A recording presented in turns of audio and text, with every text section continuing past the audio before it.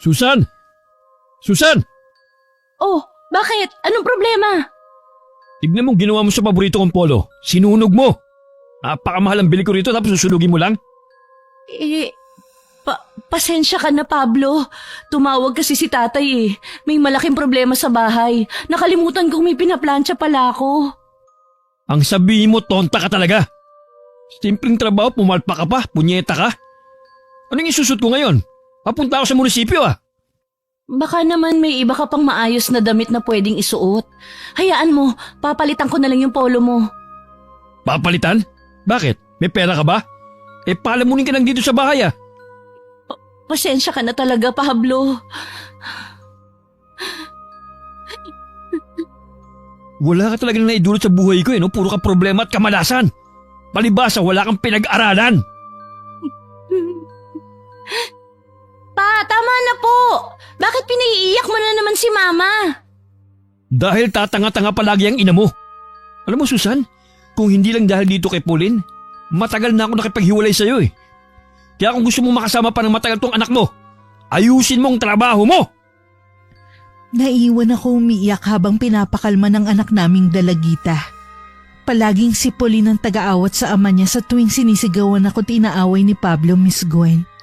Sa labis na pagdaramdam ay nayakap ko na lang na mahigpit ang kaisa-isa naming anak. Ang tanging dahilan kung bakit tinitiis ko ang malupit na trato sa akin ng asawa kong si Pablo. Konsehal si Pablo. Sa labas ng bahay kagalang-galang ang imahe niya. Tanging kaming mag-ina lamang ang nakakaalam na may sa demonyo ang ugali ng asawa ko. Lalo na sa loob ng tahanan namin. Kung malupit at masakit magsalita si Pablo kapag walang inom, mas triple pa yun kapag nakakatikim siya ng alak. Dahil imbis na sa tiyan, ay sa ulo niya napupunta ang alkohol na kanyang tinutungga. Pablo, mabuti naman at nandito ka na. Dahil sa katangahan mo, napahiya ako! Pablo! Alam mo bang pinagtatawanan nila ako kanina sa munisipyo? Bukod sa hindi mamahalin yung suit kong polo, gusot pa! Napaka-inutal mo talagang babae ka!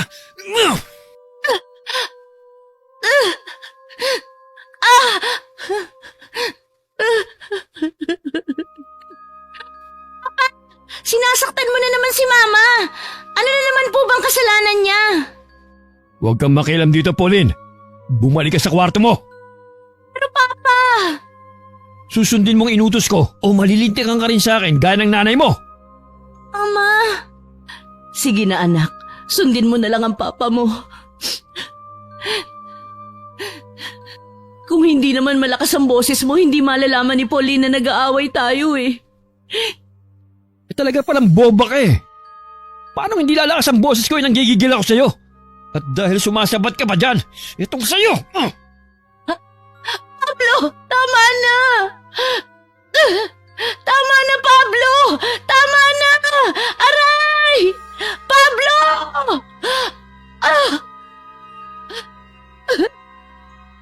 Habang sinasaktan ako ni Pablo, nakasilip si Pauline sa pinto ng kwarto niya. Masamang-masama ang loob ng anak namin sa ama niya. At tawang-awa naman sa akin. Pero wala siyang magawa. Batas ang bawat salita ni Pablo sa loob ng tahanan namin. Isa lang ang naisip na paraan no ni Pauline para matigil kahit pansamantala ang pang-aabuso ng tatay niya sa akin, Miss Gwen.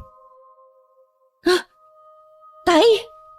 Susan, bakit ganyan ang itsura mo? Ano nangyari sa'yo? Wala ho ito. Nadulas ho ako kahapon habang naglilinis sa garden sa likod bahay. Kaya eto, may mga gasgas ako sa katawan. Sigurado ka ba? Baka naman sinasaktan ka na ng asawa mo, pero ayaw mo lang aminin sa akin. Tay naman, hindi magagawa sa akin yun ni Pablo. Kilala nyo naman yung manugang nyo.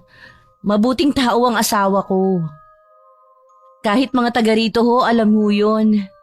Bakit ho pala kayo napadalaw? Nasa bahay kahapon ng apo ko. Naglambing sa akin na dito raw muna ako sa inyo ng ilang araw. Namimiss niya na raw kasi ako eh. Si Pauline? Lolo! Andito ka na po pala. Kanina ka pa dumating? Hindi naman na po. Halos kararating ko lang. Oo nga pala, nasaan ang tatay mo? Nasa trabaho na po yata. Maaga raw po umalis, sabi ni Mama. Ganun ba? Hindi ko pala naabutan. Hindi bale. Baka isang linggo naman akong magbabakasyon dito sa inyo eh. Maraming araw pa para magkwentuhan kaming dalawa. Pasok na ho kayo. Akin na tutulungan ko kayo dyan sa mga dala ninyo. Salamat anak. Mga pasalubong ko yan sa inyo. Bumili ako ng panutsa sa palengke. Teka, may tinapay rin. Yay! Maraming salamat po, lolo ko. Wala yun, apo. Ubusin nyo lahat yan. Kapag kulang pa samahan mo ako sa palengke at bibili ulit tayo. Sige po, lolo. Babaunin ko po yung iba at bibigyan ko yung mga kaklase ko. Okay lang po ba? Naku naman. Walang problema. Basta ikaw, apo. Mamaya na natin kainin yung mga dala ng lolo mo, anak. Tara na muna sa kusina at nang makapag-almusal na rin kayo, tay. Tamang-tama, paborito nyo rin ng sinangag, itlog at tuyo. Hindi maitago ang kasiyahan sa mukha ng anak ko.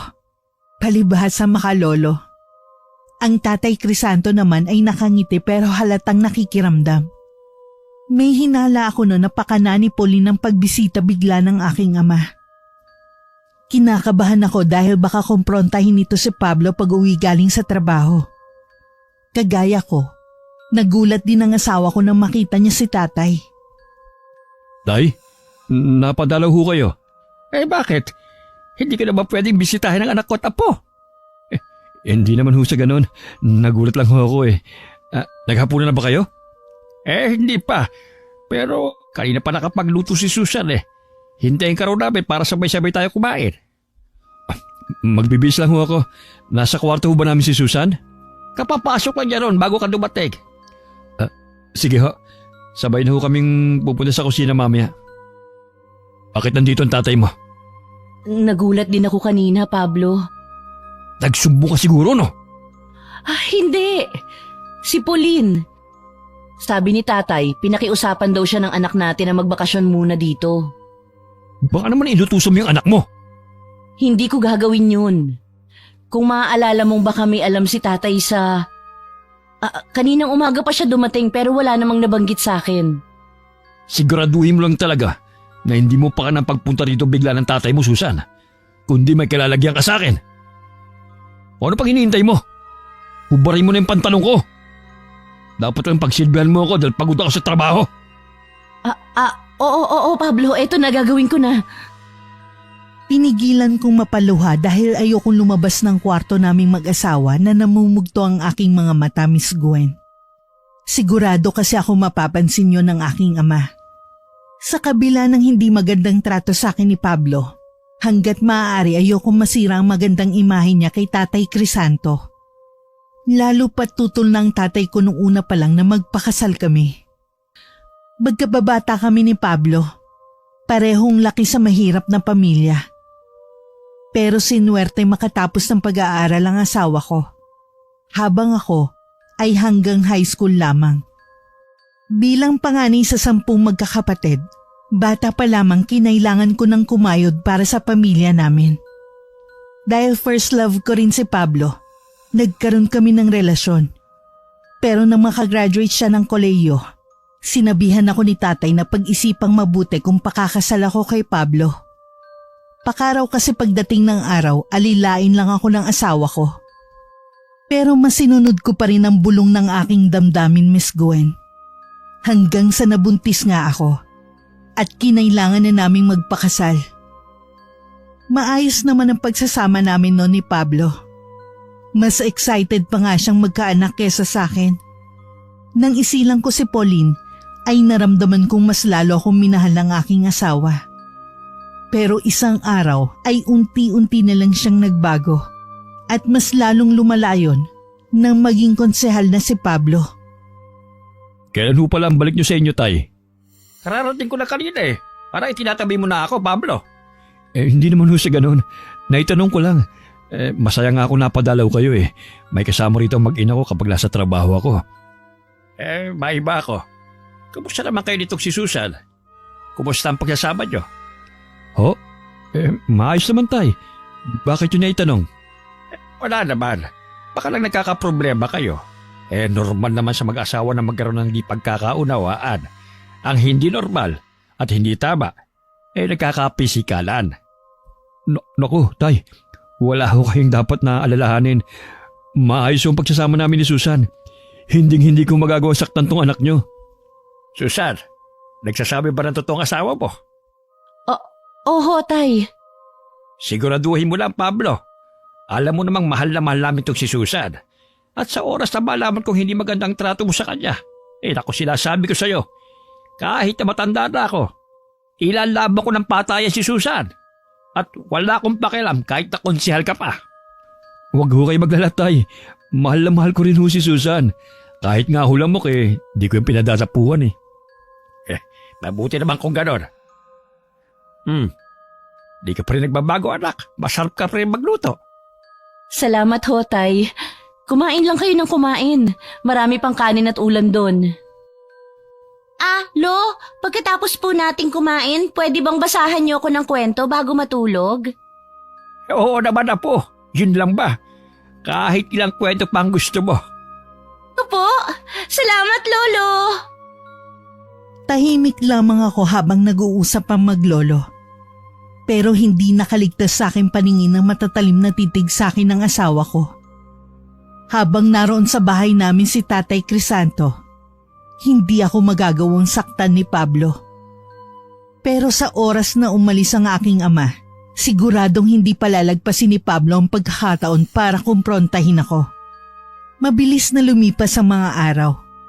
Namalayan ko nilang natapos na pala ang 1 linggong pagbabakasyon sa amin ni Tatay Crisanto. Mamimiss po kita, Lolo. Balik ka po ulit, ha? Oo naman, apo. Bibisitahin ko ulit kayo rito. Basta't yung mga billing ko sa'yo, ha? Huwag mong kakalimutan. Siyempre naman po. Mag-aaral ako mabuti at laging tutulungan si Mama sa mga gawaing bahay. Salamat, apo ko.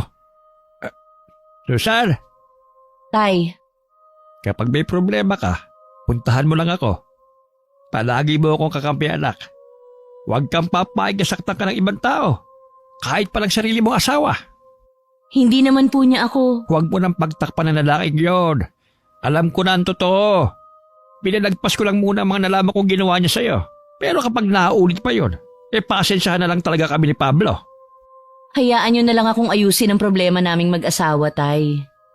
Sige, pagbibiyak kita dyan sa hilig mo. Pero alam mo naman kung ano makakaya kong gawin, anak. Oho, Tay, wag ho kayo mag-alala. Akong bahala kay Pablo. Baka kulang lang ho sa lambing kaya mainit lagi ang ulo. Paano? Mauna na ako. Puli na po. Alis na si Lolo. Po kayo, Lo. Ingat ho kayo, Tay. Salamat sa pagbisita. Gaya ng inaasahan pagdating ni Pablo kinagabihan, ay mainit na naman ang ulo ng asawa ko. Alam kasi niya na nakaalis na si tatay. Pagpasok pa lang niya sa pintuan namin, ay binato na agad ako ng hinubad na sapatos. Halos maalog ang utak ko dahil sa ulo ko tinamaan, Miss Gwen. Ayup ka talagang babae ka. Pati sa tatay mo ipapahamak mo ko. Wala akong sinabi sa kanyang kahit ano, Pablo. Pinagtakpan ko pa nga lahat ng mga ginagawa mo sa akin. Sinungaling! Anong palagay mo sa akin, tanga? Alam ko nagsumbong ka sa ama mo, kaya bigla siyang napasugo dito. At ang kapal ang mukha ng tatay mo, Susan. Ang lakas ang loob niyang pagbantaan ako. Kung siya ipatumba ko bukas na bukas din. Pablo, pagpasensyahan mo na si tatay. Matanda na siya. Kaya wala na siyang silbi sa mundo. Salot at pakialamerong matanda. Pati tatay ko binabastos mo na, Pablo. Anong nangyari sa'yo? Hindi ka naman ganyan, Nasaan na yung Pablong minahal ko at pinakasalan? Huwag mo akong dinadramahan, gaga. Gusto mo bang malaman kung bakit ako nagkaaganito? Kasi nagsisisi ako kung bakit pinakasalan pa kita. Ang daming babae na mas karapat dapat kong maging asawa. Hindi kagaya mong tonta. Walang pinag-aralan. Inutil!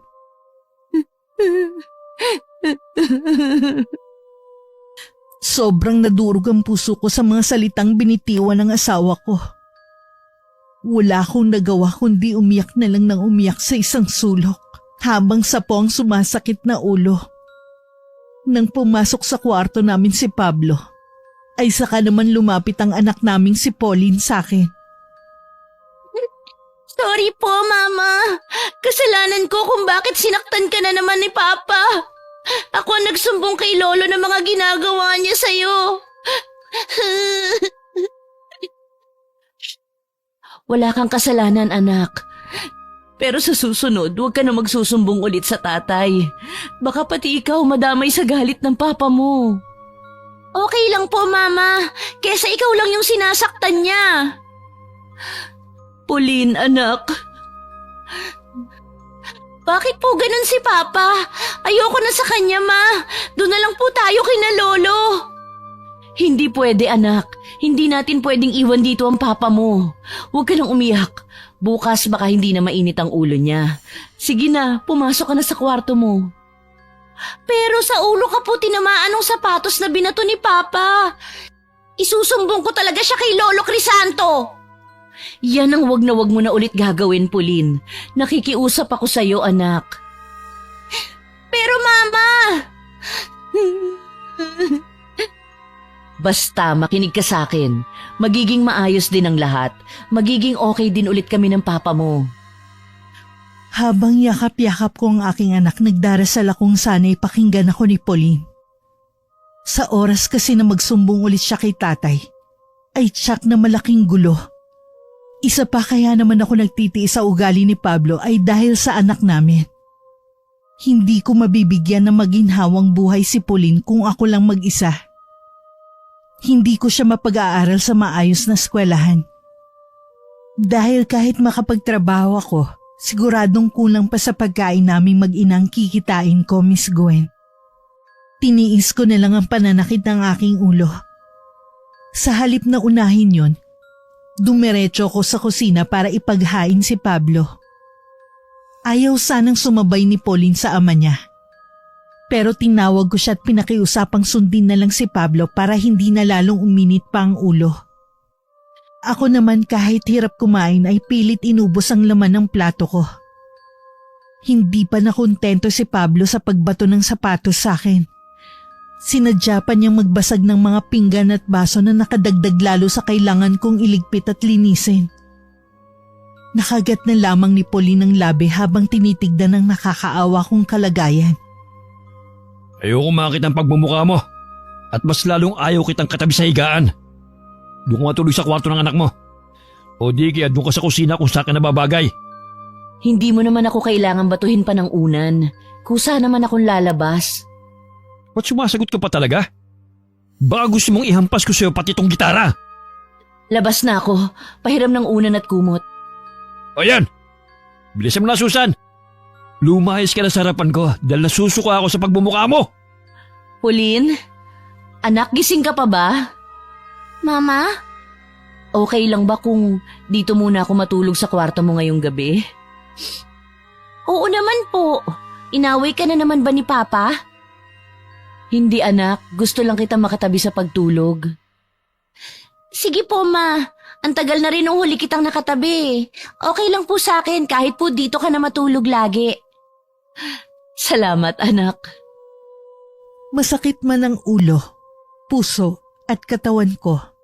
Sa tulong ng anak naming si Pauline, ay nakatulog ako ng mahimbing nung gabing yon. Ang mga yakap ng aking anak ay sapat na para kumalma ang puso ko. Yakap na puno ng pagmamahal. Yakap na nagpaparamdam sa akin na meron akong kakampi sa buhay. Sa kabila ng mga nararanasan kong kalupitan sa kamay ng aking asawang konsehal. Nang mga sumunod na araw ay pansamantalang napuno ng katahimikan ng aming tahanan. Naging masyadong abala sa trabaho si Pablo. Ni hindi na siya nag-aalmusal bago umalis. At hindi na rin kumakain ng hapunan pagdating sa bahay kinagabihan. Hindi ko naman yun binigyan ng ibang kahulugan, Miss Gwen. Ang alam ko ay trabaho talagang pinagkakaabalahan ng asawa ko. Hanggang isang araw, nagulat ako nang umuwi si Pablo na may kasamang ibang babae. Michelle? Kumusta po, tita? Dito na muna titira si Michelle pansamantala. Nagka-problema kasi sila ng asawa niya. Pinalaya siya. Huwag po kayo mag-alala. Kung sakaling hindi na kami magkakaayos ni Jason, hahanap po ako ng malilipatan. Ako ba, Michelle? Wala ang dapat ipaliwanag dyan kay Susan. Bahay ko to at bisita kita. Oh, ano pang tinatangatang mo dyan? Asikasuhin mo na tong bisita ko. An siya matutulog? Dalawa lang naman ang kwarto dito sa bahay. Hindi problema yon. Doon na muna siya sa kwarto natin. Total, doon ka naman natutulog sa kwarto ng anak mo eh. Sa kwarto natin? Ibig sabihin magkatabi kayo?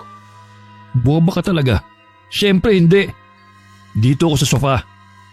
Pwede ba? Unahin mo na muna ang pag-aasikaso kay Michelle. Ipagluto mo siya ng merienda. Sige, sandali lang Michelle ha. Okay lang po tita, dito na lang po muna ako sa salas. Maiwan na muna kita dito ha. Feel at home.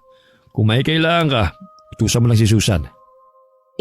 Nakakahiya naman pong mag-utos sa asawa ninyo. Huwag kang mahiya, sagot kita. Saka, di naman yung magrereklamo eh. Salamat sa pagtulong sa akin, konsehal. Wala yun, iha. Basta't may tutulong ako, bakit hindi? Alam mo namang mahal na mahal ko kayong lahat dito sa lugar natin. Lalo na yung mga tulad mong bumoto sa akin ng eleksyon. Kaya nga maswerte kami dahil isa ka sa mga nanalong konsehal. Napakarami mong natulungan at matutulungan pa. Siyempre naman. Oo nga pala, wag nang konselang itawag mo sa akin. Pablo na lang. Lalo na't magkakasama na tayo dito sa bahay. Sigurado ka bang okay lang? Oo naman. Ako ang bata sa bahay na ito. Huwag mong isipin si Susan, Sige, kung yan ang gusto mo, Pablo. Yan, ang sarap pakinggan. Parang ikaw. Pablo! Biro lang. O siya, alis na muna ako ha. Sige, ingat ka. Oo naman, para sa'yo. Kagaya ng bili ni Pablo, inistima kong maigi si Michelle. Matagal na rin niyang kilala ang babae. Kung hindi ako nagkakamali, kaidaran nito ng isang kapatid kong dalaga. 25 anyos. Alam ko ring malapit na si Michelle kay Pablo mula pa nung bata pa lamang ito. Ang ipinagtataka ko nun ay kung anong ikinagalit ng asawa ni Michelle na humantong sa pagpapalaya sa babae. Ang alam ko kasi ay nasa ibang bansa si Jason at maayos naman ang pagsasama ng dalawa. Dahil hindi naman ako tsismosa, hindi ko na inusisa pa ang bisita ng asawa ko. Pagkatapos itong ipagluto ng merienda, sinamahan ko naman ang babae sa kwarto naming mag-asawa. Nang magsimula si Michelle na ayusin ang mga laman ng dala nitong maleta, ay iniwan ko na muna ito at bumalik ako sa kusina. Nagulat ako na maagang umuwi si Pablo nung hapong yun, Miss Gwen. Mas nauna pa siyang dumating kaysa kay Pauline. Pagdating ng anak namin ay nagulat ito sa tagpong naabutan sa salas. Si Pablo, kausap si Michelle at masayang nagtatawanan ng mga ito. Kahit labag sa loob ay nagbano pa rin si Pauline sa ama, bago ito dumiretso sa kusina para kausapin ako. Ma, sino po yung kausap ni Papa? Andyan ka na pala anak. Sino yung babaeng nasa salas, Ma? Hindi mo na ba namumukaan? Sa bagay, malaki kasi ang ipinagbago ng itsura niya. Palibas ay alagang-alaga ang sarili dahil nasa ibang bansa ang asawa. Si Michelle yun, anak. Dito na raw muna sa atin tutuloy dahil may problema sa bahay nila. Saan siya matutulog? Doon sa kwarto namin ng papa mo. Bakit ka po pumayag, Ma? Bakit naman hindi? Doon naman ako sa kwarto mo lagi natutulog. Ang papa mo raw dito muna sa salas. Hindi ko siya gusto, Ma. Hindi po ako sanay na may ibang tao dito sa bahay. Pwera na lang kung kamag-anak niyo ni Papa. Wala naman tayo magagawa, Pauline. Pakisamahan mo na lang ng maayos ang ate Michelle mo gaya ng ginagawa ko. Bakit parang okay lang po sa'yo na ganun sila ka-close ni Papa? Ang saya-saya pa nila habang nag-uusap. Wala namang mali siya yun, anak. Natural lang yun, lalo't konsehal ang tatay mo. Gusto niya lang siguro makabawi sa mga taong bumoto sa kanya noon. Basta hindi po maganda ang pakiramdam ko sa bisita ni Papa. Sana naman hindi siya magtagal dito sa bahay natin. Hindi nakaligtas kay Pablo ang tila malamig na pakikitungo ni Pauline sa bisita niya. Kahit bata pang anak namin, ay matalino ito at malakas ang pakiramdam. Sinabihan ni Pablo si Pauline na magpakita ng respeto at mabuting pakikisama kay Michelle. Nang gabing yun ay hindi ako makatulog. Sinilip ko si Pablo at nakita kong tulog na ito sa sofa sa salas. Humihilik pa. Pero hindi ko maintindihan ang aking sarili kung bakit para akong nababalisa. Pilit ko nalang kinumbinsi ang sarili kung baka hindi lang ako sanay na may ibang tao sa bahay, bukod sa aming mag-anak. Lalo't parehas pa naming hindi kaano-ano si Michelle. Halos madaling araw na nantablan ako ng antok. Hindi ko alam na yun lang palang hinihintay ni Pablo para makapunta siya sa kwarto naming mag-asawa kung saan naroon ang bisita niya. Maingat ang mga kilos ni Pablo. Hindi naman nadismaya ang asawa ko nang makitang tulog na tulog ang bisita niya. Dahil alam ni Pablo na isang halik lang niya sa batok ni Michelle, ay magigising na ito. Pablo? Shh! Hinaan mo lang ang boses mo. Baka magising sina Susan at Pauline. Bakit ka kasi pumasok dito? Bakit hindi? Kwarto ko to. Ang ibig ko sabihin, alam mo namang hindi pwede dito sa bahay mo. Alam ko.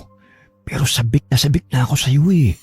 Mula nang dumating ang asawa mo galing abroad, hindi na tayo, alam mo na. Naghihinala na nga ang asawa ko, kaya nag-away kami. Hinamon kong lalayasan ko. Malay ko bang papayag ang gago? Kaya nga pagkakataon ko na to para masolo ulit kita. Pero delikado dito, Pablo. Teka lang, ano ba? Nakikiliti ako. Pablo!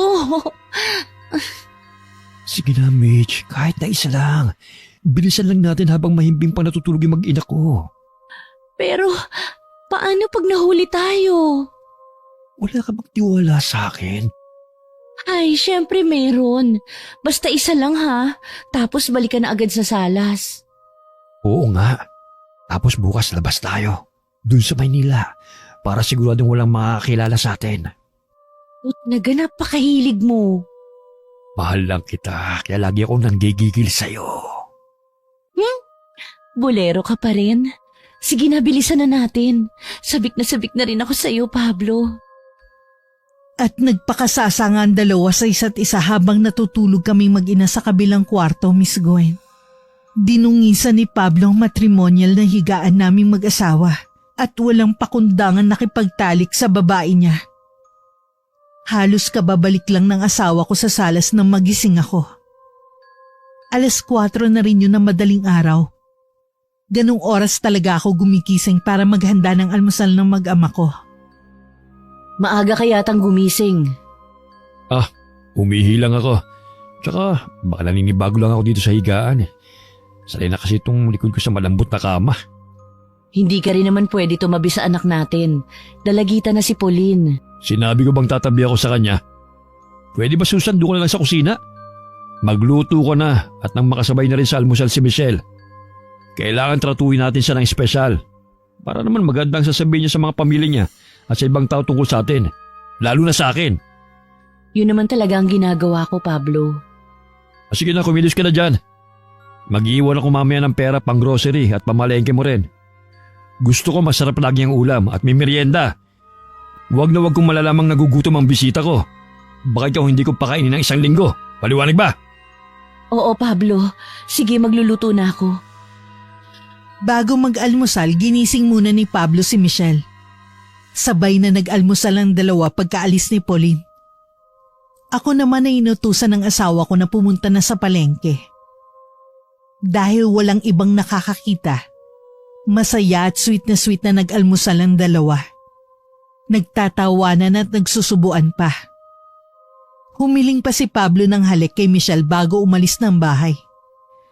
Ang babae naman ay nakangiting bumalik sa kwarto namin at natulog ulit. Magtatanghali na nang makauwi ako sa bahay namin. Marami kasi ang pinamili ko sa palengke, bukod pa yung mga grocery. Napabuntong hininga na lamang ako nang maisip na noon lang nagbigay ulit sa akin ng malaki-laking pera ang asawa ko. Para lang sa espesyal niyang bisita. Nung kami lang 3 sa bahay, ay tipid na tipid siya kung magbigay ng budget. Hinahanapan pa ako minsan ng listahan ng mga nagagastos araw-araw. Nagiging galante lang siya pagdating sa anak naming si Pauline. Pakiramdam ko ay lalo ako napagod nang makita ang mesa at lababo na tambak ng mga hugasing plato. Bukod sa magluluto pa ako ng pagkain para sa tanghalian, maglilinis din ako ng mga pinamili kong karne at isda at mag-aayos ng grocery. Ni hindi pa ako kumakain ng almusal dahil inutusan nga ako ni Pablo na sumabay sa anak naming pagpasok nito sa eskwela. Para hindi raw ako maubusan ng sariwang isda at karne. Samantala bago umuwi si Pauline sa bahay namin ay dumaan muna ito kina Tatay Crisanto. Nangako sa akin ng anak ko na hindi na ulit magsusumbong sa lolo nito. Pero iba talaga ang pakiramdam ni Pauline sa bisita ni Pablo. O apo, nandito ko na naman. Hindi ka po ba masayang makita ako, Lo? Hindi naman siya ganon. Pero nagpaalam ka ba sa mama mo na dadaan ka rito? Hindi po. Bigla ko lang din kasing naisip bago mag-uwian. May problema na naman sa bahay niyo? May dinalang babae sa bahay si Papa, Lo. Sabi ni Mama bisita raw at hindi magtatagal sa amin. Pero ayoko sa kanya, lalo na at doon pa siya pinapatulog ni Papa sa kwarto nila ni Mama. Anong itsura niya? Maganda po. Maputi, sexy at kaedad yata ni Tita Sara. Pero may asawa na raw po, sabi ni Mama. Konsyel si Pablo. Normal lang na maging takbuhan siya ng mga tao. Pero di pa rin magandang tingnan na may babae sa bahay niyo. Lalo't doon pa mo natutulog sa kwarto nila ni Susan? Opo, Lo. Tsaka ayoko po talagang may ibang tao sa bahay na di naman po namin kaano-ano. Hayaan mo't dadaan ulit ako sa inyo sa isang araw, apo. May mahalaga kasi akong inaasikaso sa gayon. Ipahatid kita sa Tita Sara mo. Baka nag-aalala na si Susan sa'yo. Naiintindihan ko po, Lolo. Pero pag bibisita ka po sa bahay, sana wala akong pasok. Oo naman po ko. At dadalhan kita ulit ang pasalubong. Kahit wag na po. Sapat na ang presensya ng pinakamamahal kong lolo. Naku! Bolero ka pala gaya ng tatay mo eh. Sige na. Tatawagin ko muna si Sara para maihatid ka na at nang di sa gabi siya dahil pabalik dito. Tsaka po, Ano po yun? kapag tinanong ka ni na Susan kung bakit mo kasama si Sara, sabihin mo nagkita kayo sa bayan nang di sinasadya, ha? Sinunod ni Pauline ang bili ni Tatay Crisanto. Na kapag nagtanong kung bakit kasama niya ang kapatid kong si Sara, ay sabihing nagkita sila nito sa bayan habang nag-aabang ng sasakyan pauwi ang anak ko. Nagkataong nasa kwarto si Michelle kaya hindi ito nakita ng kapatid ko. Saglit lang kami nagkwentuhan ng kapatid ko. Nagpaalam din kaagad si Sara sa aming mag-ina. Dahil baka wala na itong masakyan pa uwi kapag nagtagal pa sa bahay namin. Habang kumakain kami ay tahimik lang ako nakikinig sa kwentuhan ni na Pablo at Michelle. Ang anak ko naman ay pasulyap-sulyap sa dalawa. Tingin ko noon kay Pablo, parang wala silang kasama sa hapagkainan. Parang may sarili silang mundo ng bisita niya. Nang minsan mapabaling sa akin ang tingin ni Pauline, ay nagkatitigan kaming mag-ina. Baka sa mga mata ng anak ko ang disgusto sa nakikita niya at simpatya para sa akin. Napabuntong hininga na lamang ako at iniwas ang tingin kay Pauline, Miss Gwen. Ako na lang po maghuhugas ng mga plato, Ma. Hindi, Pauline. Ako na. Nakakahiya naman kay tita. Halos wala na ako na itutulong dito kahit sa mga gawaing bahay. Ano ka ba, Michelle? Bisita ka rito. At ikaw naman, Pauline. Assignment ang asikasuhin mo. Hayaan mo na dyan si Susan. Kayang-kaya na niya yan. Pero pagod na po si Mama. Napakarami niyang ginawa maghapon. Mapahinga ka na po sa kwarto ko.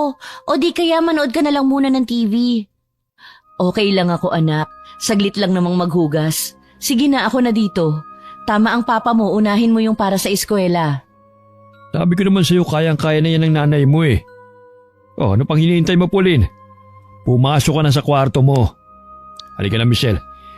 Huwag mo na isipin ang mga trabaho rito sa bahay. Obligasyon lahat yan ni Susan. Ma, pasok ka po agad sa kwarto ko pagtapos ka na, ha? Oo, anak. Oo nga pala, Susan. Kunin mo yung mga labahin ni Michelle sa kwarto natin pagkatapos mo dyan. Mahirap na, baka maubusan siya naman susuot. Konti lang ang mga dala niyang damit.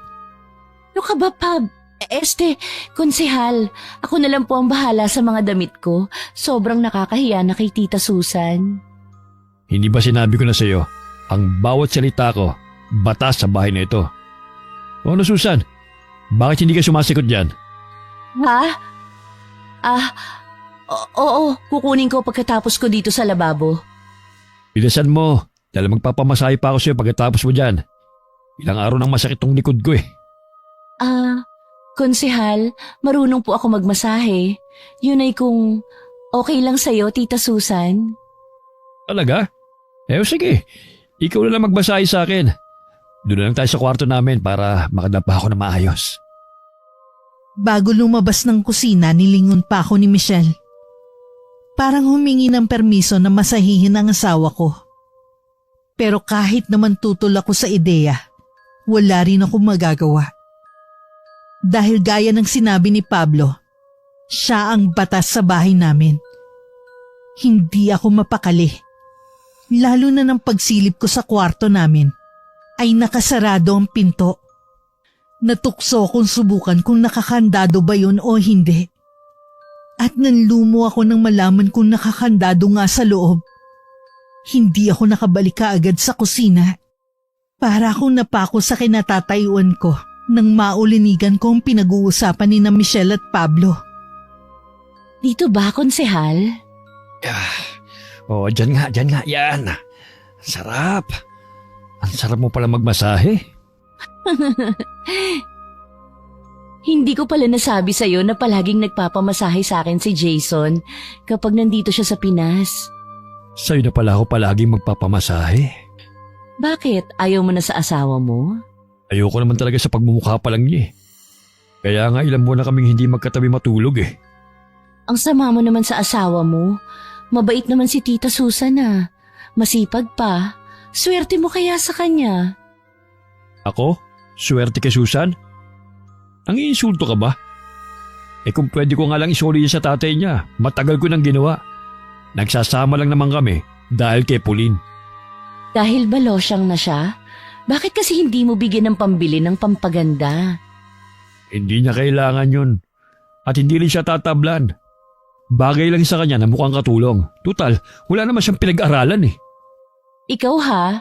Paano pag nalaman ng mga tao na yung tinitingala at iginagalang nilang konsehal, malupit pala sa asawa niya? Bakit? Magsusumbong ka ba? Ha? Bakit naman kita isusumbong? Ikaw ang superhero ko. Kung di dahil sa'yo, baka kung saang kalye na ako nagpalaboy-laboy ngayon. Malaki ang utang na loob ko sa'yo, konsehal. Kaya nga bumabawi ako kahit sa ganitong paraan man lang. Hindi naman kita sinisingil ah.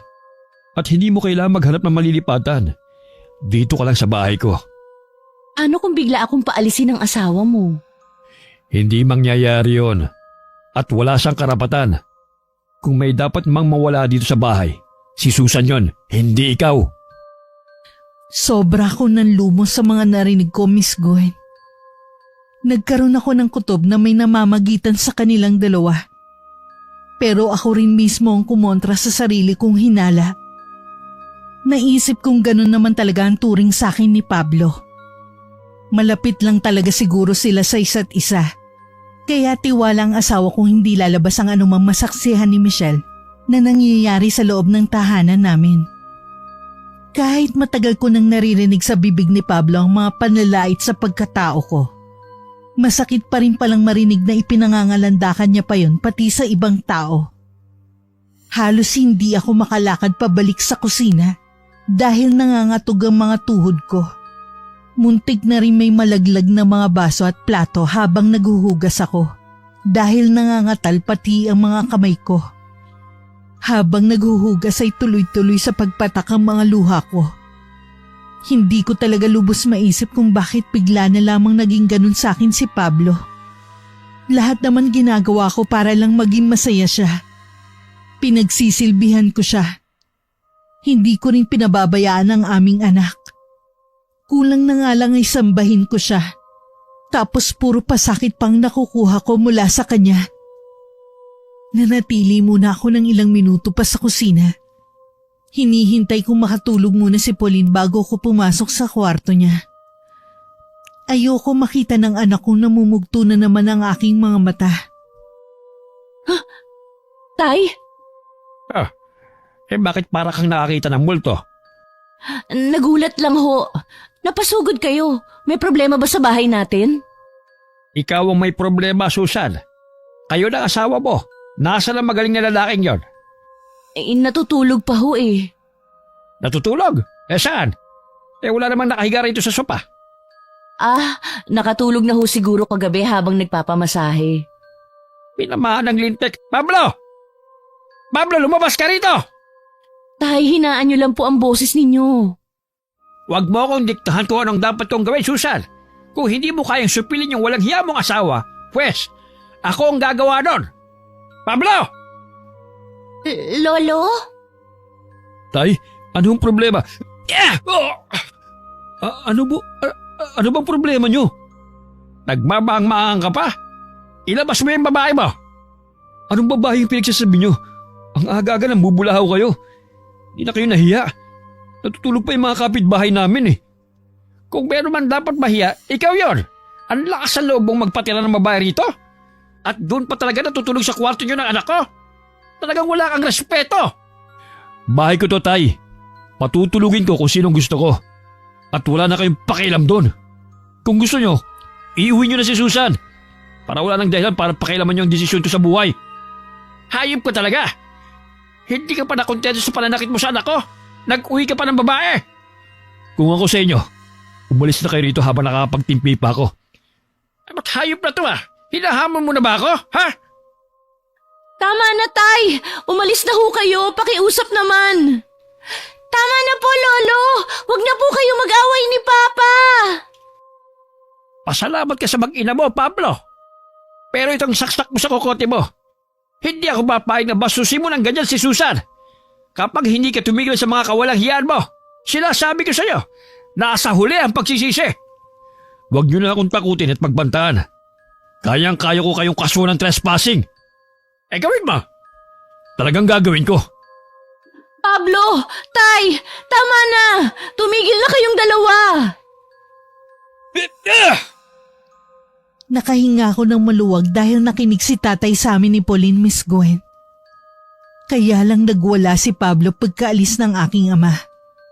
Si Michelle naman ay kalmado lang na nakatayo sa pinto ng kwarto namin at nakatingin sa asawa ko. Nang bumaling dito si Pablo, sinabihan niya si Michelle na magbihas dahil may pupuntahan daw silang dalawa. Hindi na sila kumain ng almusal at hindi rin nagpaalam sa akin si Pablo kung saan sila pupunta. Hindi ko rin alam kung bakit bigla kong naisip na sundan si tatay sa bahay namin. Tay, okay lang ba kayo? Oh, bakit nandito ka? Hindi ko rin ho alam eh. Bakit ba kayo napasugod ng ganung kaaga sa bahay? Dahil sa mga nalaman ko. Nalamang ano? Tungkol sa tunay na namamagitan sa asawa mo at sa bisita niya ko Nakausap ko kahapon ang asawa ng babaeng yon. Tama hinala ko. Meron silang relasyon. Nasa abroad pa lang si Jason. Gumagawa na ng milagro yung asawa. Kasama ang magaling kong manugang. Tay!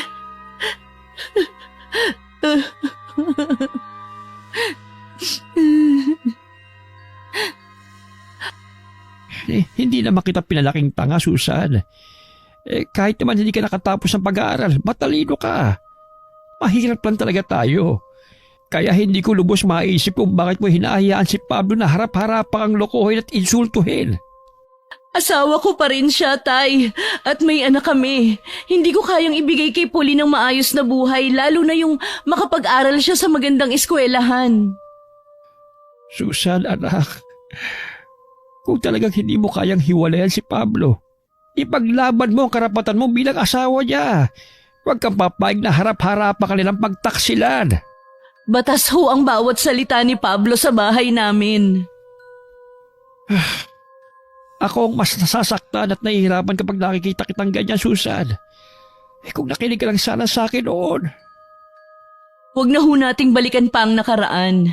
At pakiusap, huwag na muna kayong pupunta sa bahay. Kaya ko ho ang sarili ko. Pero kapag talagang hindi ko na kaya, sasabihin ko sa inyo. Ang anak ko, basta kapag may ginawa ulit sa'yo hindi magandang lalaking yun, lalo na sa apo ko. Ako, lintik lang ang walang gante. At teka lang, nag-almusal ka na ba? Hindi pa ho. Wala ho kasi akong ganang kumain eh. Nako, hindi pwede yung ganyan. Halika, doon tayo sa kusina. Nagluto ng masarap na almusal si Sarah. Mamaya ka lang umuwi sa inyo. Namimiss ka na rin daw makasabay kumain ng mga kapatid mo. Habang nasa bahay ako ng aking mga magulang, ay pansamantala kong nalimutan ang mga problema ko kay Pablo. Gumaan ang pakiramdam ko at nagawa kong umiti. Matagal na rin mula nung huli kami nagsama-sama. Sayang nga lang at wala na si nanay. Pero mabuti pa si tatay kahit matagal ng byudo. Hindi na siya naghanap ng kapalit ng nanay namin. Naisip ko kung sana'y ganun din si Pablo. Pero napakalayo niya kay tatay. Tapat at dalisay magmahal ang aking ama. Samantalang si Pablo, buhay pa ako'y pinapalitan na. Nalibang ako dahil sa masayang kwentuhan namin, Miss Gwen. Hindi ko tuloy namalayan ang pagtakbo ng oras. Kung hindi pa pinaalala sa akin ni tatay na baka nasa bahay na si Pauline, ay hindi ko pa malalamang alas 5 na pala yun ng hapon. Inihatid ako ng aking ama sa sakayan ng jeep. Habang nasa biyahe, ay walang ibang laman ng isip ko kundi ang mga sinabi ni tatay tungkol kina Michelle at Pablo. Hindi pa man ako tuluyang nakakapasok sa pinto ng bahay namin. Sinalubong na agad ako ng sigaw ng mainit na namang ulong si Pablo. Agad na napalabas ang anak namin sa kwarto nito at lumapit sa akin. Tinanong ako ng asawa ko kung saan ako nanggaling. Pero sa halip na sumagot ay dumiretso ako sa kusina. Hindi na ako nagulat nang makita ang mga nakakalat na mga basag na gamit. Noong mga oras na yon, matinding galit ang nararamdaman ko, Miss Gwen. Ano ka ba, Susan? Kanina pa kita tinatanong kung saan ka galing. Bingi ka ba? O huwag mo sabing napipi ka na rin? Galing ako kina tatay. Talagang sinundan mo pa ang iskandaloso mong ama. Anong mga panlalaso na naman sa isip mong ginawa niya, ha? Hindi sinungaling ang tatay ko gaya mo. Anong sabi mo? Sino bang nagbasag ng mga platong to? Sana, kung marunong magkalat, marunong ding magligpit. Abat matapang ka ng sumagot-sagot sa akin, ah. Ano, sasampalin mo ulit ako? Sasaktan? Sige, nang isuplong ko kayo ng babae mo, idedemanda ko kayo, Pablo. At sa tingin mo maniniwala sila sa'yo? Susan, wala kang pruwebang may relasyon kami ni Michelle. Umandar na naman yung katangahan mo. Mambibintang ka na rin lang. Hindi mo pa siguraduhing totoo. Kakausapin ko si Jason. Sabay kaming magdedemanda. Para matigil na ang kahiyupan ninyong dalawa. Pablo, ano ba? Yung buhok ko! Subukan mo lang gawin yan, Susan. Hindi lang kita kakalbuhin.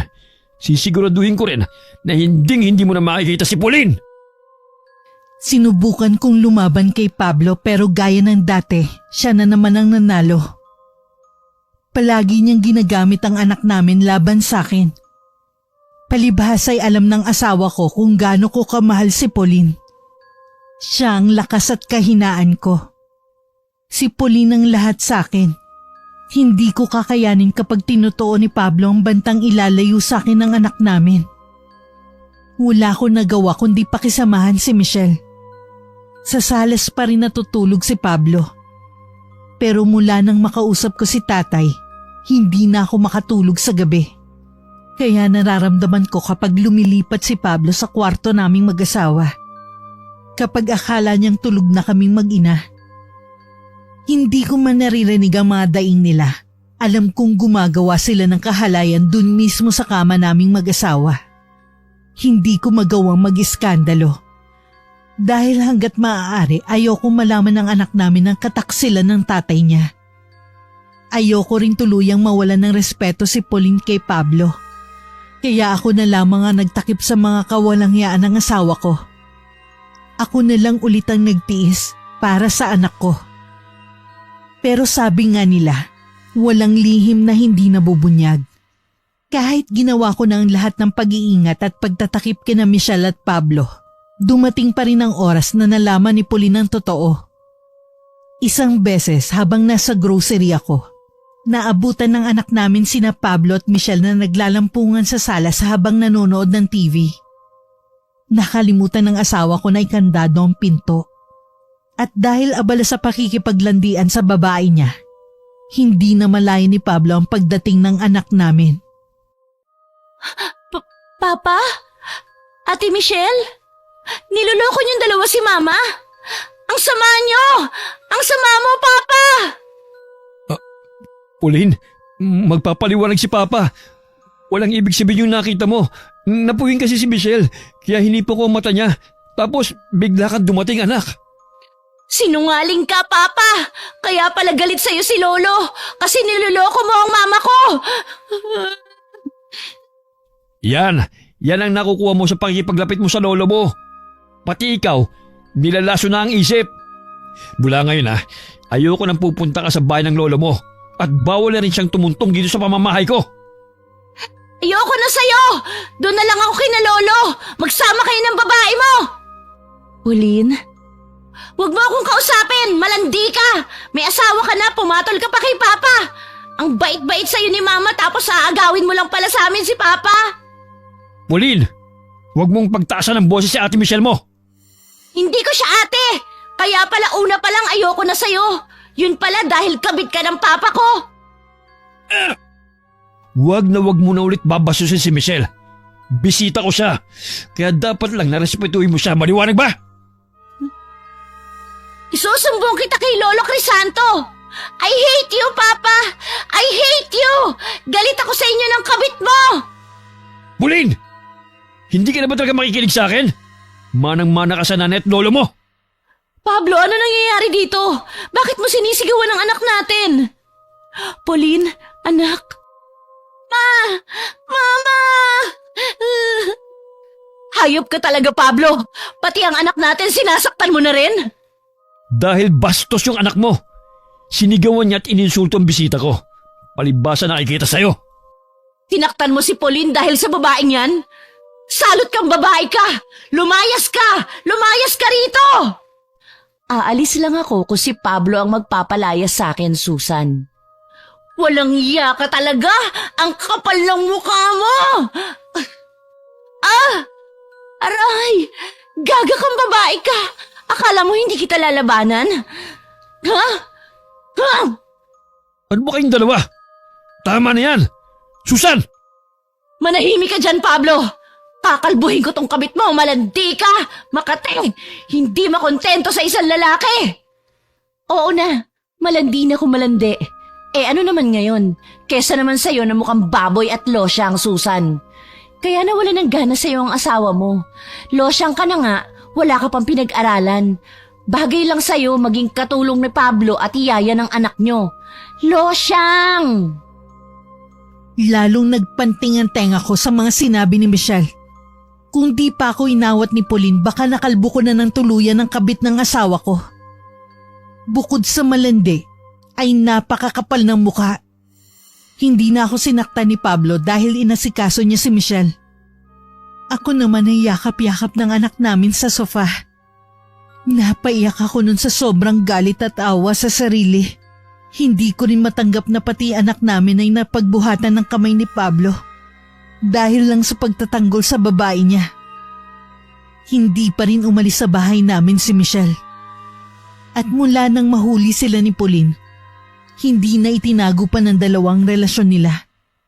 Kinausap ko na lamang ang anak kong huwag pansinin ng mga nangyayari sa loob ng bahay namin. Hindi na kumakain ng luto ko si Pablo. Si Michelle na ang nagluluto ng pagkain nilang dalawa dahil baka raw lasunin ko sila. Kung minsan naman ay lumuluwas sila ng Maynila para doon maglamyerda. Alam kong naghihinala na noon ng mga kapitbahay namin tungkol sa tunay na namamagitan kina Pablo at Michelle. Pero kahit ako ay hindi yun maamin sa kanila. Dahil pinagbabawalan ni Pablo si Pauline na pumunta kina tatay, Chinitsyempohan ng anak kong nasa Maynila ang tatay niya para makapunta sa bahay ng kanyang lolo. Doon nilalabas ni Pauline lahat ng sama ng loob nito kay Pablo. Nalaman na rin tuloy pati ng iba ko pang mga kapatid ang tungkol sa pagtataksil sa akin ng asawa ko. Minsan ay binibisita ko ni Sarah para kumustahin. Sinasabi ko naman lagi na wag akong alalahanin. Kahit ilang beses pang mambabae si Pablo, ako pa rin ang legal na asawa. At yun ang hinding-hindi makukuha sa akin ng kabit niya. Pablo! Pablo! Oh, napano't at sumisigaw ka dyan? Ang buhok ko! Naglalagasan ang mga buhok ko! Baka naman sa shampoo lang yan. Hayaan mo, mag-iwan ako bukas ng pambili mo ng personal na mga kailangan. Hindi kaya kinukulam na ako ng asawa mo? Kulam? Naniniwala ka ron? Ano ka, sinaunang tao? Tubong Mindoro ang mga magulang ko at marami na kaming kamag-anak ang nagpatunay na totoo ang kulam at barang. Walang lahing mangkukulam si na Susan. Alam ko kasi magkababata kami. At isa pa, kung may alam yun sa pangungulam, di sana matagal niya na akong ginantian sa mga pananakit ko sa kanya. Sigurado ka ba? Iba kasi ang pakiramdam ko, Pablo. Alam mo, stressed ka lang. Bukas pasal ulit tayo. Matagal na rin yung huling luwas natin.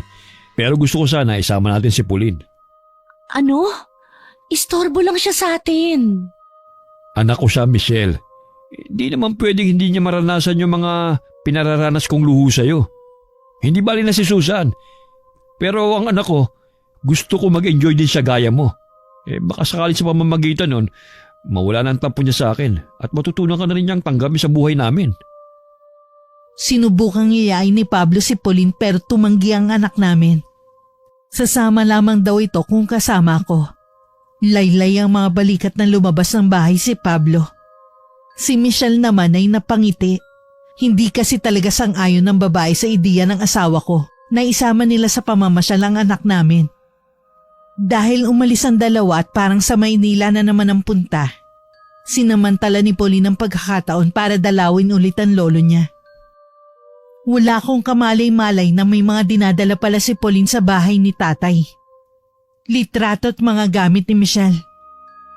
Kaagad akong kinabahan nang makita ang mga yun sa loob ng bag na palaging ginagamit ng anak ko tuwing may pupuntahan. May kutob akong si tatay ang may pakana ng lahat. Marahil ay inutusan nito si Pauline pero hindi sinabi sa anak ko ang tunay na dahilan kung bakit kailangan nito ang mga gamit ng kabit ng asawa ko. Ang alam ko, matagal nang tinalikuran ni tatay ang dati nitong buhay. Simula nung makilala nito si nanay. Lalo na nung magkaroon ng mga anak ang aking mga magulang.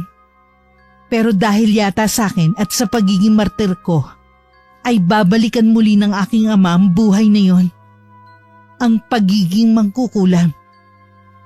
Tutol man ako, alam kong hindi ko to mapipigilan.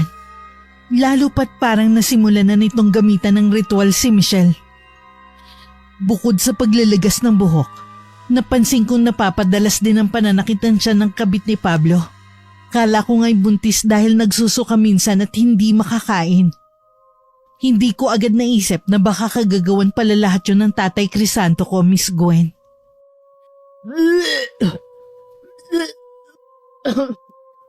Ano ba kasi mga kinain mo? Baka naman naghalo-halo na dyan sa tiyan mo kaya sumasakit. O baka naman buntis ka. Samahan kaya kita bukas sa klinika. Nababaliw ka na ba? Baka makita tayo ni Jason at ng iba pa niya mga kamag-anak. Oo nga pala, nawala kasi sa isip ko dahil sa sobrang pag-aalala ko sa'yo. Wala ka ba diyang gamot para sa pananakit ng tiyan? Wala na nainom ko na kanina. Sumakit din kasi kanina yung tiyan ko Teka lang Susan! Susan! Ibili mo nga muna ng gamot si Michelle para sa sakit ng tiyan. Walang lunas sa karma, Pablo. Pwede ba? Huwag mo kong umpisahan. Bilisan mo rin ang pagbili at kanina pa na may milipit sa sakit tong si Michelle. Nagmamadali ka pala ba't di na lang ikaw ang bumili? Talaga bang hindi ka titigil sa pamimiloso po? Kapag lumala tong sakit ni Michelle, tatamaan ka na naman sa akin. Eto na, bibili na. Kung ano-ano na naman kasi siguro ay pinakain mo dyan sa kabit mo. Kaya naman sumasakit ang tiyan. Dapat kasi hindi ka tumitikim ng pagkaing hindi sa'yo, Michelle. Lalo't may pagkain ka namang sarili. Naimpatso ka tuloy. Susan! Masakit talaga marinig ang katotohanan, Pablo. Kahit masama ang loob, sumunod pa rin ako sa utos ni Pablo. At pag minamalas ka nga naman, wala akong mabilhan ng gamot para sa pananakit ng tiyan. Inikot ko na halos lahat ng tindahan sa paligid namin. Pero wala pa rin. Pagbalik ko sa bahay, tahimik na si Michelle. Mukhang humupa ng nararamdaman nitong sakit. Inabutan ko silang magkayakap sa sofa ni Pablo. Nakasubsob ang mukha ng babae sa balikat ng asawa ko. Si Pablo naman ay marahang hinahagod ang likod ng kabit nito. Para akong sinaksak sa dibdib sa nakita ko, Miss Gwen.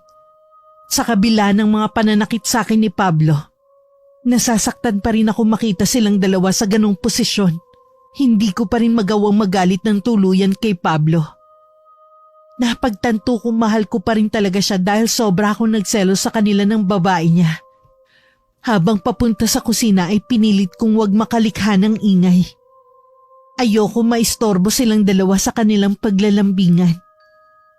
Pumasok ako sa banyo at doon ko pinakawalan ng mga luha ko.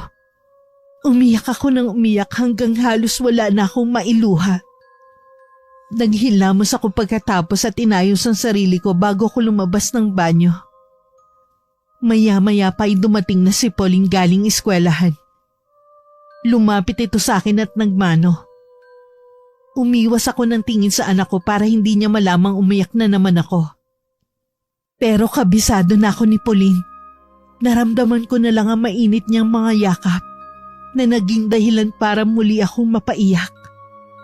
Ilang saglit pa ay kapwa na kaming umiiyak habang magkayakap sa kusina. Ano na naman ang drama niyo mag-ina? Susan, nasaan na yung gamot na pinabibili ko? Wala ako mabilhan kahit saan eh.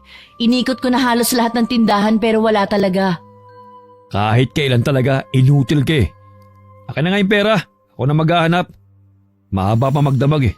Baka bigla na namang atakin sa pananakit ng tiyan si Michelle. Ma, bakit ka po pumapayag na ginaganong ka ni Papa? Pauline, anak, hanggang kailan ka magtitiis, Mama? Doon na lang po tayo kina Lolo Crisanto. Matatahimik pa tayo at di ka na masasaktan pa. Hindi ako pwedeng magpatalo sa kabit ng Papa mo, anak. Tayo ang mas may karapatan sa bahay na to at sa kinikita ng tatay mo. Lalo ka na, anak. Kaya ako nagtitiis at patuloy na magtitiis ay dahil at para sa'yo, Pauline. Gusto kong makatapos ka sa magandang eskwelahan. Kapag umalis tayo dito sa bahay at nabuntis ang babaeng yun, baka wala ka nang mapakinabangan sa mga pinaghirapan ng Papa mo. Pero hanggang kailan ka po magtitiis? Hanggat kaya ko. Basta huwag ka sanang maaapektuhan sa mga nangyayari sa amin ng Papa mo. Mag-focus ka sa pag-aaral mo, anak, para hindi ka matulad sa akin na minamaliit ng asawa. At pipiliin mo rin sanang mabuti ang lalaking mamahalin mo't pakakasalan balang araw. Nakatulog kami ng mahimbing nung gabing yon, Miss Gwen. Hindi na ulit inatake ng pananakit ng tiyan si Michelle sa buong magdamag. Kinabukasan habang nag-aalmusal, ay sinabihan ako ni Pablo na labhan ko raw ang mga maruruming damit ng kanyang kabit. Bakit ito lang? Isasama ko na rin lahat ng labahin mo, Michelle. Pati na rin yung sayo, Pablo. Anong nakain mo, Susan? Baka naman may sakit ka. Oo nga naman, Susan. Nakakapanibago. Ayos ka lang ba? Kusang loob mong lalaban ng mga damit ni Michelle? Oo nga. Naisip ko lang, nakakapagod din pala makipagbangayan. Wala nang katahimikan dito sa bahay. Pwede naman siguro tayong magkasundo na lang kaya bakit di natin subukan? Eh, ikaw lang naman tong nagmamatigas pa at pakikipag-away lagi. Eh kung sinusunod mo na lang kasi lahat ng sabihin ko sa'yo, eh wala sana tayong problema dito sa bahay. Pasensya na kayo sa akin. Nadala lang ako ng emosyon. Baka may request din kayong ulam. Ipagluluto ko kayo. Hindi pa makakilos ng maayos si Michelle dahil naubos ang lakas niya kakasuka. Tamang-tama. Kailangan niya na may sabaw. At matagal na rin akong naglalaway sa nilagang baka. Walang problema. May natira pang baka sa ref. Ilalabas ko na para lumambot. Sige na, ako nang bahala rito sa kusina. Asikasuhin mo na lang si Michelle, Pablo. Nakahanda na rin pala yung paborito mong polo sa kwarto nyo. Ano ba talagang nakakain mo at bigla kang bumait? Pablo naman, matagal na ako mabait. Kaya nga tayo naging magkaibigan noong mga bata pa tayo hanggang sa... sige na, marami pa akong gagawin. Susan? Oh, may kailangan ka pa ba? Wala naman. Gusto ko lang sabihin salamat. Para saan? Sa lahat. Sa pagtitiis mo sa akin sa kabila ng mga nagawa ko sa'yo. Lalong-lalo na sa pag-aalaga mo sa anak natin. Obligasyon ko yun bilang ina. Pero yung paulit-ulit na magtiis sa akin, hindi mo obligasyon. Pero ginagawa mo pa rin. Dahil asawa mo ko, di ba may sumpaan tayong magsasama pa rin sa hirap at ginhawa, sa lungkot at saya? Kakausapin ko si Michelle mamaya. Siguro naman matagal na ang 5 buwan na pagpapatuloy ko sa kanya dito sa bahay. Anong ibig mong sabihin? Tinatabla na yata ako ng sundot ng konsensya. Gusto kong ayusin ang pamilya natin, Susan. Ayokong tuluyang lumayong loob sa akin ni Pauline. Naantig ang damdamin ko sa mga sinabi ni Pablo, Miss Gwen. Hindi ko inaasahang may pag-asa pa palang magbago siya. At may balak ayusin ang unti-unting nasisira naming pamilya. Talaga yatang mas matimbang pa rin ang tunay na asawa. Lalo na kapag merong anak na nagbubuklod sa inyong dalawa. Hindi ko mapigilang mapaiyak nung mga oras na yon. Niyakap naman ako ni Pablo. Hindi ko na halos maalala kung kailan ako huling niyakap ng aking asawa. Kaya naman sinamantala ko ang pagkakataong yon para mayakap din siya ng mahigpit. Noong mga oras na yon ay nakita pala kami ni Michelle. Galit na galit ito, pero hindi naman nagtangkang lapitan kami. Alam din nito na mas may karapatan pa rin ako kay Pablo. Nagmamadaling pumasok na lang ito sa kwarto naming mag-asawa at nagwala. Nang marinig yun ng asawa ko. Dahan-dahang kumalas si Pablo mula sa pagkakayakap sa akin. Tinanguan ko na lamang siya. Nagpapahiwatig na puntahan na niya ang kabit niyang nagwawala. Ilang saglit lang ay kumalma na si Michelle. Nagtagal sa kwarto namin si Pablo. Maya-maya pa'y nagulat ako nang marinig kong umuungol ng malakas ang kabit niya. Para akong binuhusan ng malamig na tubig. Lahat na nangyari sa pagitan naming mag-asawa bago siya umalis ng kusina ay natabunan muli ng matinding galit ko para sa kanila ng babae niya. Hapon na halos nang palabasin ni Michelle ng kwarto si Pablo. Tapos na akong maglaba at magluto ng hapunan. Tiningnan ako ng asawa ko na parang humihingi ng paumanhin, pero hindi ko siya pinansin. Susan, galit ka ba ulit sa akin? Kausapin mo naman ako. Huli na talaga yun, maniwala ka. Nag-usap na kami ni Michelle. Pumayag siyang umalis dito sa susunod na linggo. Hindi na, Pablo. Hindi na ako ulit magpapauto sa'yo. Tanggap ko nang hindi mo kayang iwan ang kabit mo. Hindi totoo yun. Pinakalma ko lang siya kanina. Pero biglang naghubad eh. Nagselos daw dahil nakita tayong magkayakap. Susan, lalaki ako. Marupok. Mahina sa tukso. Kaya may nangyari na naman sa amin. Tama na, Pablo. Pagod na akong intindihin ka. Ayoko na. Ako na lang ang aalis dito sa bahay at isasama ko ang anak ko. Huwag mong gawin yan. Walang aalis, Susan. Hindi kayo aalis si Pauline. Konting panahon na lang naman ang hinihiling ko sa iyo eh. Bukas na bukas din. Iyahanap ko na malilipatan si Michelle. Tapos ano? Tuloy pa rin ang relasyon nyo? Hindi na talaga ako aasang magbabago ka pa, Pablo. Basta sisiguraduhin kong hindi mapupunta ang anak nating si Pauline sa lalaking tulad mo. Please naman, Susan. Makinig at magtiwala sa akin. Seryoso ako sa sinabi ko sa iyo kanina na gusto kong ayusin ang pamilya natin. Kayo ni Pauline ang pinipili ko. At mamamatay akong ikaw pa rin. Ikaw lang ang asawa ko, Susan.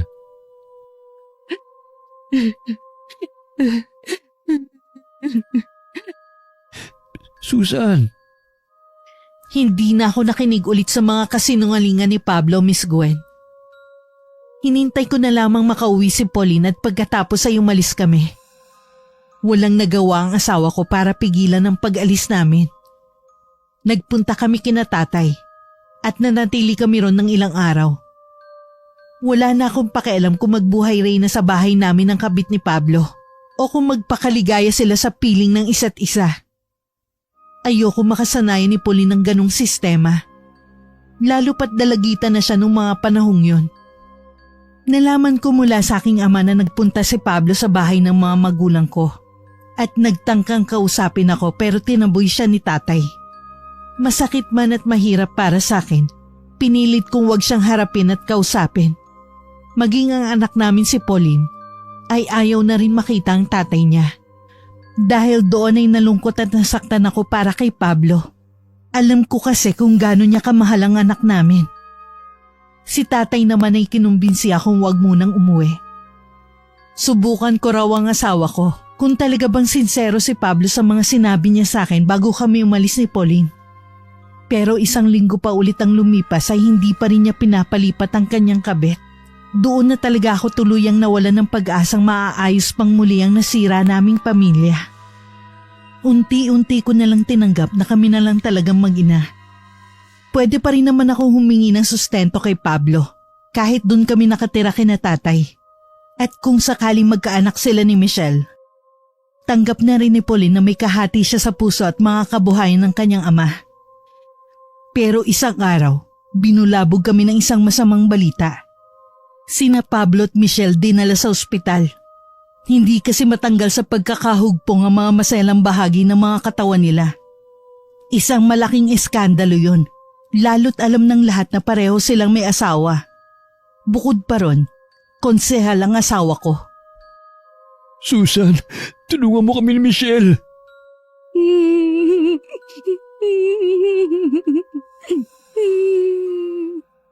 Hindi ko alam kung paano, Pablo.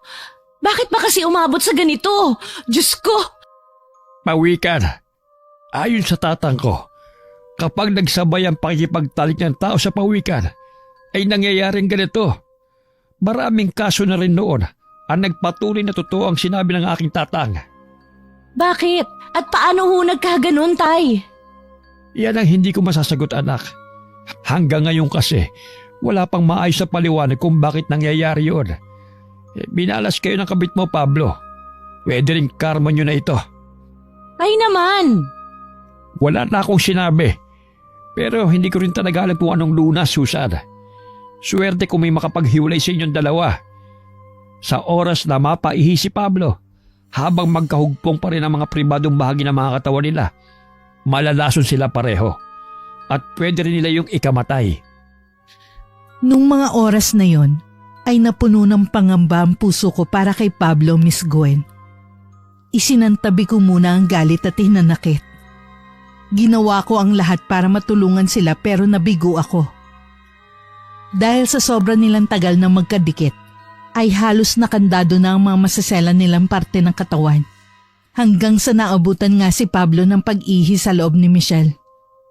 Kumalat yun sa loob at pareho silang nalason. Sobrang aking panlulumo ng mga oras na yon. Pumalahaw naman ng iyak ang aming anak na si Pauline nang malamang patay na ang papa niya. Dumalaw din sa ospital si Jason kasama ang anak nila ni Michelle na noon ay 4 na taong gulang pa lamang. Naging usap-usapan kami ng mga tao dahil mabilis na kumalat ang iskandalong kinasasangkutan ng asawa ko. Sa libing ni Pablo, halos wala na akong mailuha. Marahil ay naubos na dahil sa dami ng pasakit at paghihirap na dinanas ko noon sa piling niya. Yakap-yakap ko si Pauline na hindi pa rin matanggap ang bigla ang pagkawala ng papa niya. Napansin kong tahimik lang si tatay at tila malalim ang iniisip. Marahil ay nagsisisi itong hindi nabigyan ng pagkakataon si Pablo na makabawi sa aming lahat, lalo na sa aming mag-ina. Palibhasa'y konsehal, maraming nakipaglibing sa asawa ko. Noon ko napagtantong marami rin pala siyang natulungan. Maraming nagmamahal kay Pablo, bukod sa amin ni Michelle. Kahit paano ipanatag na rin ako dahil nagkapatawaran kami bago siya mawala. Kaya pala bigla siyang bumait. Senyales pala yun na malapit na siyang magpaalam sa amin ni Pauline. Tahimik ang bahay nang bumalik kami ron. Hindi ko akalaing isang araw ay hahanap-hanapin ko rin palang mga ingay. Ang mga sigawan namin ni Pablo at pag-aaway. Talaga nga palang maiksi lang ang buhay. Kaya habang kasama mo pang mga mahal mo, sulitin mo ang oras mo. Dahil hindi natin alam kung kailan sila babawiin sa atin ng Panginoon. Pwede ba kita makausap, anak? Tungkol ho saan, Tay? Tungkol sa nangyari kay Pablo. Totoo yung kwento tungkol sa pawikan. Pero hindi yun ang dahilan kung bakit nangyari yun sa asawa mo at sa kabit niya. Ano ho ang ibig niyong sabihin? Nagpakuha ko kay Pauline ng mga gamit ng babae ni Pablo. Kasama na rin ang mga pang-ilalim niya. Inurasyonan ko ang isa at yun ang naging resulta. Hanggang hukay ay magkadikit silang dalawa ni Pablo at hindi mapaghiwalay. Tay!